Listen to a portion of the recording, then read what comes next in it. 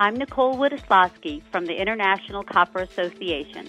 My colleague, Malcolm Burwell, continues his interview with Jack Lifton, founder of Technology Metals Research. So, Jack, you've seen this kind of thing before. Back in the 80s, we had, with a different magnetic technology, with a samarium cobalt technology, we had a problem of supply with the cobalt at the time, and the industry hiccuped there. Is there something that we can learn from the past of living through this before? And it was the car industry, of course, that hiccuped back in the 1980s. I don't mean to be too cynical, but the answer is probably no, because it's not the same people. And what I've noticed is that everybody makes the same mistakes each generation. It's just different materials, same mistake. So, quite frankly, samarium today, for example, is relatively abundant because there isn't that much demand. Cobalt is still the problem. So it's interesting you say that, because I remember very well when there was the beginning of the introduction of rare earth permanent magnets in the early 80s, like you say, and, there wasn't anything going to happen there. And then, boom, I think we said that 80% of the of the magnets on a car, I think, are rare earth permanent magnets. Probably not an analogy there in this particular case. I'm kind of also interested in the volatility that we see in the price. High prices in the automotive industry are always a problem, but back in 2010, we at the Copper Association estimate that the active materials in a 50 kilowatt traction motor were about $250, a permanent magnet motor. And today, those same materials are $730. So we've seen this, and it hasn't been a nice steady rise. It peaked and has come down. No. How do you see the industry dealing or not dealing with the volatility? That was a big problem, quite frankly. And again, that was caused by speculation for the most part, and it was really an internal Chinese thing. I don't think that anyone was thinking this was going to happen, because it was not a matter of supply and demand. That's what we couldn't figure out, and it turned out to be manipulation, so to speak. And the thing is, it's said that this manipulation was by the Chinese conspiratorial the government. It was Chinese cowboy capitalist rare earth speculators. Believe me. The point is, that's what really, in my opinion, set off the automotive industry.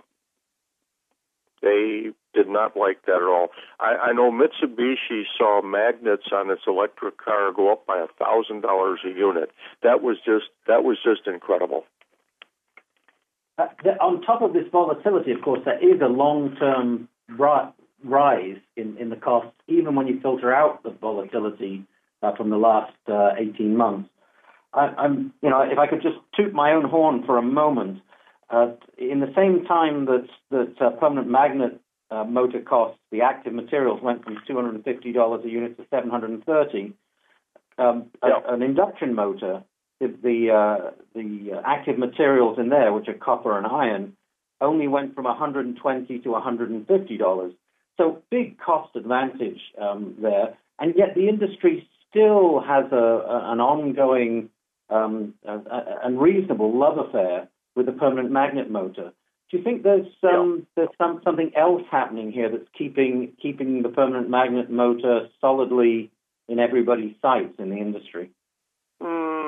I think part of it is the romance of so-called high tech, and they've you should notice by analogy that this entire thing started when one American company informed us that without a domestic supply of rare earths, our military would have to surrender to the Mozambique Boy Scouts. And the fact was, it was silly, really silly. And last week, the U.S. military put out a report where they pointed out they use 167 tons a year of rare earth permanent magnets. And that, as they told me years ago, and then now they reaffirmed, they feel they can always buy that in the marketplace no matter where. Years ago, they asked me not to discuss it because they didn't want the public to think about the fact they were buying it from China. Now they don't seem to care. Well, all I'm saying is that's a non-issue. It's a non-issue.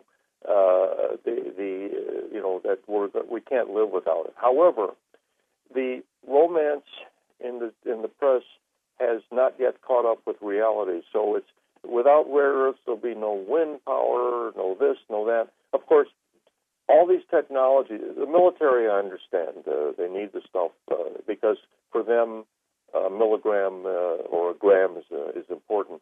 But for most of us, it isn't. And like everything else in this world, it's going to be about price and availability. At the end of the day, if I can't get this stuff, or I have a high risk of not getting it, I'm going to stick with stuff I can get. That is the strength of copper, for example, and it always will be. Because we're never going to produce more than we need of rare earths, for example, because there's no point in stockpiling such a thing. It's reactive. The stockpile would degrade. So you produce it as you need it. At the moment, the Chinese produce it cheaper than everybody else. No businessman is going to buy it at a higher price if he can get it at a lower price. He's willing to pay a little more to ensure he can get it.